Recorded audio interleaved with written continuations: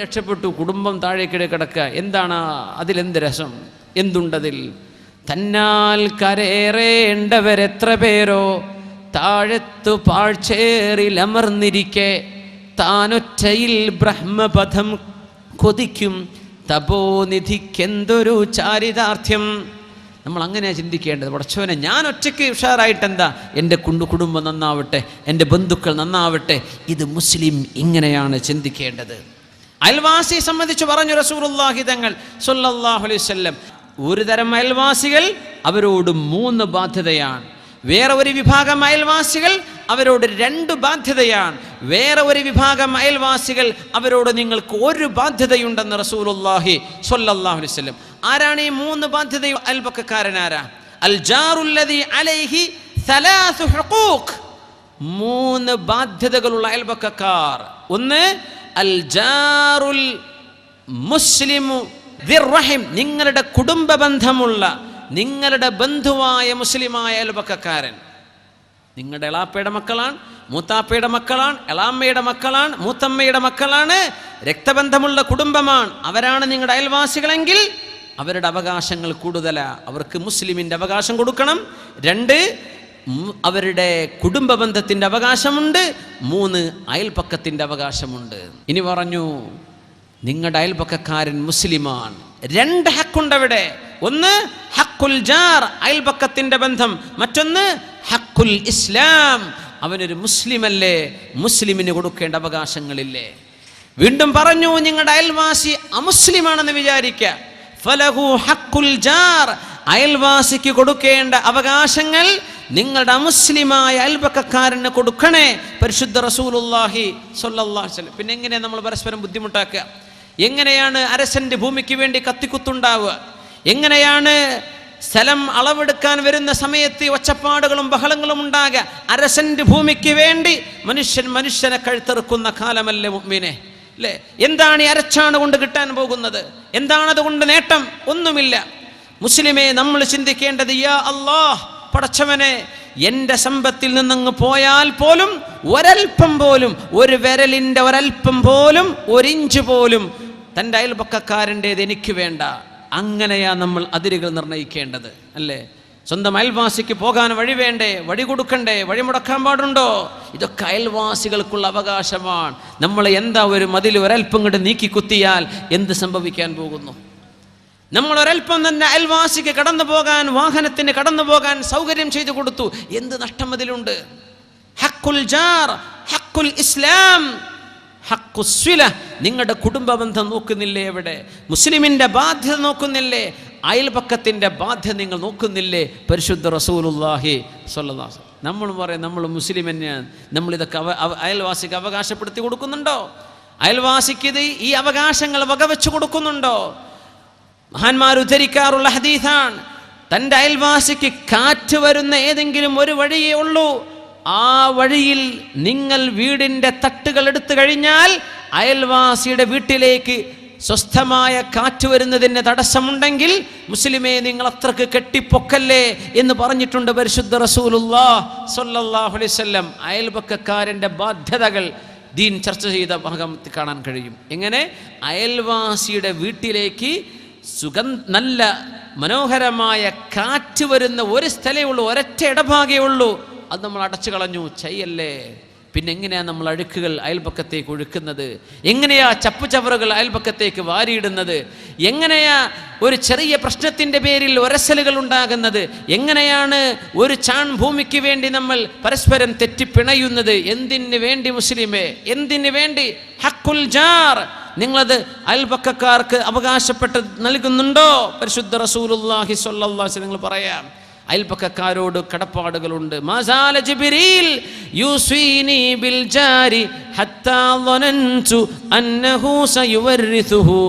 മഹാനായ ജിബ്രീൽ അലൈഹിസ്സലാം അഷ്റഫുൽ ഖൽഖിന്റെ മുമ്പിലേക്ക് വന്നിട്ട്, നബിയെ, അയൽവാസിയെ ശ്രദ്ധിക്കണേ നബിയെ, അയൽവാസിയെ ശ്രദ്ധിക്കണേ നബിയെ, അയൽപക്കക്കാരനെ ശ്രദ്ധിക്കണേ നബിയെ എന്ന് പഠിപ്പിച്ചു തരികയും ഒരുപാട് പറഞ്ഞു തരികയും ചെയ്തപ്പോൾ എനിക്ക് തോന്നിപ്പോയി, ഒരാൾ മരിച്ചുപോയാൽ തൻ്റെ സമ്പത്തിൽ മക്കൾക്ക് അവകാശമുള്ള പോലെ അയൽവാസികൾക്കും അവകാശമുണ്ടോ എന്ന് ചിന്തിക്കുമാർ.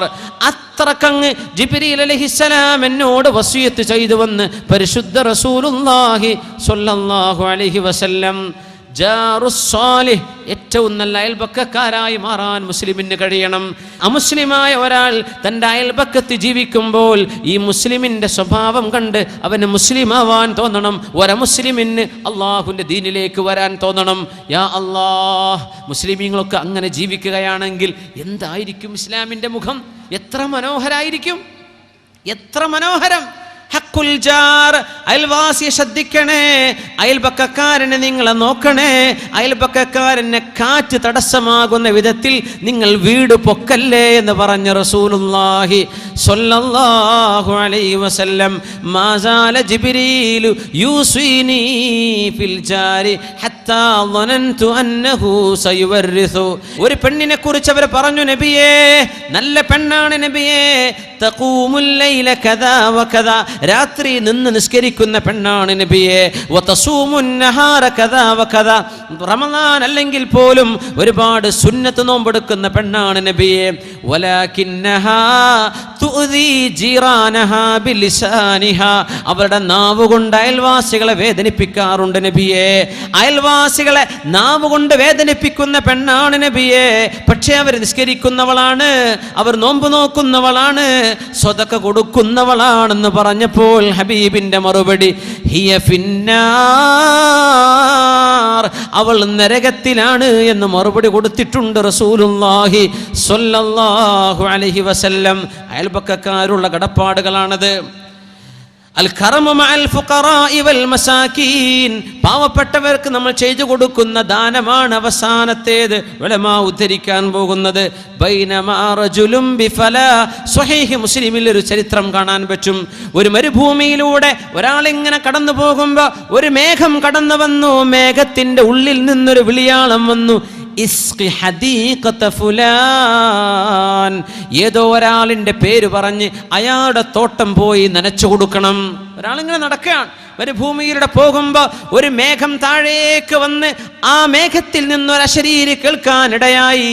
ആ സ്വഹീഹായ ഹദീസ് ഉദ്ധരിക്കുന്നത് ഇമാമുന മുസ്ലിം റളിയല്ലാഹു അൻഹു അവിടുത്തെ സ്വഹീഹിൽ ഉദ്ധരിച്ചിട്ടുള്ള ഹദീസാണ്. ആ മേഘം മഴയായി പെയ്തിറങ്ങി. മേഘത്തിൻ്റെ വെള്ളം, ആ മഴയുടെ വെള്ളം ചാലുകളായി ഒഴുകാൻ തുടങ്ങിയപ്പോൾ ഒരു മൺവെട്ടി എടുത്ത് ആ വെള്ളം തെളിച്ചു കൊണ്ടുപോയി ഒരു തോട്ടം വരെ കൊണ്ടുപോയിട്ട് ഇയാൾ ചോദിച്ചു തോട്ടത്തിൽ കണ്ട ആളോട്, അല്ല നിങ്ങളുടെ പേര് ഇന്നതാണോ? അയാൾ പറഞ്ഞു, അതെ. എങ്ങനെ അറിയാം? ഞാൻ മരുഭൂമിയിൽ ഈ മഴവെള്ളത്തിന് കാരണമായ മേഘം താഴേക്ക് വന്ന് അതിൽ നിന്ന് ആരോ വിളിച്ചു പറയുന്നത് ഞാൻ കേട്ടിട്ടുണ്ട്, ഇസ്ഖി ഹദീഖത ഫുലാൻ, നിങ്ങളുടെ പേര് പറഞ്ഞ് ഈ തോട്ടം നനച്ചു കൊടുക്കണമെന്ന് എന്നോട് ആരോ പറയുന്ന പോലെ എന്നോട് പറഞ്ഞു തരിൻ. ഉൻഷിദുക ബില്ലാഹ്, അല്ലാഹുവിനെ വിചാരിച്ചു പറഞ്ഞു തരണേ, നിങ്ങൾ ചെയ്യുന്ന നന്മ എന്താണ്? അദ്ദേഹം പറഞ്ഞു, മറ്റൊന്നുമല്ല, എൻ്റെ പേര് നിങ്ങൾ കേട്ടിരിക്കെ ഞാൻ പറഞ്ഞു തരാം. ഈ കൃഷിയുടെ വരുമാനത്തിൻ്റെ 1/3 എനിക്കും എൻ്റെ മാതാപിതാക്കൾക്കും ഞാൻ മാറ്റിവെക്കും, എൻ്റെ മക്കൾക്ക് വേണ്ടി. വരുമാനത്തിൻ്റെ 1/3. വരുമാനത്തിൻ്റെ മറ്റൊരു 1 പാവപ്പെട്ട മിസ്കീന്മാർക്ക്, പാവപ്പെട്ടവർക്ക് ഞാൻ സ്വതക്ക ചെയ്യുന്ന ആളാണ്. പിന്നെ 1 ശേഷിക്കുന്ന ഒരു ഭാഗം അത് ഞാൻ കൃഷി ഇറക്കാൻ ഉപയോഗിക്കും അടുത്ത തവണത്തേക്ക്. അങ്ങനെ നിരന്തരമായി തൻ്റെ വരുമാനത്തിൽ ഒരു ഓഹരി പാവപ്പെട്ടവർക്ക് ഞാൻ കൊടുക്കാറുണ്ട്. അത് അല്ലാഹു സ്വീകരിച്ചിരിക്കണം. അതായിരിക്കണം നിങ്ങളോടിത് പറയപ്പെടാൻ കാരണമെന്ന് ആ തോട്ടത്തിൻ്റെ ഉടമ പറഞ്ഞു കൊടുത്ത കഥ റസൂലുള്ളാഹി സ്വല്ലല്ലാഹു അലൈഹി വസല്ലം തങ്ങൾ സ്വഹാബത്തിന് കേൾപ്പിച്ചു കൊടുക്കുന്നു. സ്വഹീഹ് മുസ്ലിമിൽ കാണാൻ പറ്റും. അങ്ങനെ ദാനം ചെയ്ത സ്വഹാബിയാണ് അബൂ ഉമാമ റളിയല്ലാഹു തആല അൻഹു. ഓർമ്മയുണ്ടോ? അന്നൊരിക്കൽ മദീനയുടെ പള്ളിയിൽ വന്ന് മിണ്ടാതെ ആരാരുമില്ലാത്ത നേരത്ത് പള്ളിയിൽ ഇരിക്കുന്ന സമയത്ത് നബി തങ്ങൾ ചോദിച്ചു, അബൂ ഉമാമ, യാ അബാ ഉമാമ, ആരാരും നിസ്കരിക്കാനില്ലാത്ത നേരത്ത് എന്തിനാണോ നിങ്ങൾ ഈ പള്ളിയിൽ ഇന്നേരം ഇരിക്കുന്നത്? നബിയേ, ദുയൂനി വഹുമൂമി ലസിമതിനി യാ റസൂലല്ലാഹ്, ഒരുപാട് കടങ്ങളും സങ്കടവും ഉണ്ട് നബിയേ, കടങ്ങൾ കൊണ്ട് പുറത്തിറങ്ങാൻ പറ്റുന്നില്ല നബിയേ. അബൂ ഉമാമ റളിയല്ലാഹു അൻഹു കടം കൊണ്ട് വലഞ്ഞപ്പോൾ പുറത്തിറങ്ങി നടക്കാൻ പറ്റാതെ വന്നപ്പോൾ അള്ളാഹുവിൻ്റെ പള്ളിയിലേക്ക് അഭയം പ്രാപിച്ചു വന്ന സ്വഹാബി അള്ളാഹുവിൻ്റെ റസൂൽ ചോദിച്ചു, യാ അബാ ഉമാമ, അല്ലയോ അബൂ ഉമാമ, അലാ ഉഅല്ലിമുക കലിമാത്, നിങ്ങൾക്ക് ഞാൻ ഏതാനും ചില വചനങ്ങൾ പഠിപ്പിച്ചു തരട്ടെയോ? ലൗ ഖുൽതഹാ, ആ വചനങ്ങൾ നിങ്ങൾ പറഞ്ഞാൽ ഖലല്ലാഹു അൻക ദൈനക്, നിങ്ങളുടെ കടം അല്ലാഹു വിട്ടുതരികയും വകഫാക ഹമ്മക്, നിങ്ങളുടെ സങ്കടം അല്ലാഹു തീർത്തു തരികയും ചെയ്യും. അബൂ ഉമാമ, ഞാൻ പഠിപ്പിച്ചു തരട്ടെയോ? ലോകത്തിന് റഹ്മത്തായി വന്നവരെ, നബിയേ, അഷ്റഫുൽ ഖൽഖ് സ്വല്ലല്ലാഹു അലൈഹി വസല്ലം, ഞാൻ ചില വാക്ക് പഠിപ്പിച്ചു തരട്ടെയോ? അബൂ ഉമാമ, ചൊല്ലിക്കോളൂ, എപ്പോഴും രാവിലെയും വൈകുന്നേരവും ഈ ദിക്ർ നിങ്ങൾ ചൊല്ലിയാൽ കടം അല്ലാഹു വിട്ടുതരുമെന്ന് പഠിപ്പിച്ചു കൊടുത്തു റസൂലുള്ളാഹി തങ്ങൾ. അല്ലാഹുമ്മ ഇന്നി അഊദു ബിക മിനൽ ഹമ്മി വൽ ഹസൻ വഅഊദു ബിക മിനൽ അജ്സി വൽ കസൽ വഅഊദു ബിക മിനൽ ജുബ്നി വൽ ബുഖൽ വഅഊദു ബിക മിൻ ഗലബത്തി ദൈനി വഖഹ്രി റിജാൽ. ഈ ഹദീസ് റിപ്പോർട്ട് ചെയ്തുകൊണ്ട് അബൂ ഉമാമ റളിയല്ലാഹു അൻഹു പറഞ്ഞു, ഏതാനും ആഴ്ചകളെ ചൊല്ലേണ്ടി വന്നുള്ളൂ. എങ്ങനെയാണാവോ എൻ്റെ ഈ കടങ്ങളൊക്കെ ഞാൻ വിട്ടുക എന്ന് ചിന്തിച്ച് വിഷമിച്ചിരുന്ന സ്വഹാബിയുടെ കടങ്ങളെല്ലാം അവരറിയാത്ത വഴിക്ക് അല്ലാഹു കടം വിട്ടുകൊടുത്തത് ഈ ദിക്റിന്റെ മഹത്വം ഉദ്ധരിച്ചുകൊണ്ട് ഇതേ സ്വഹാബി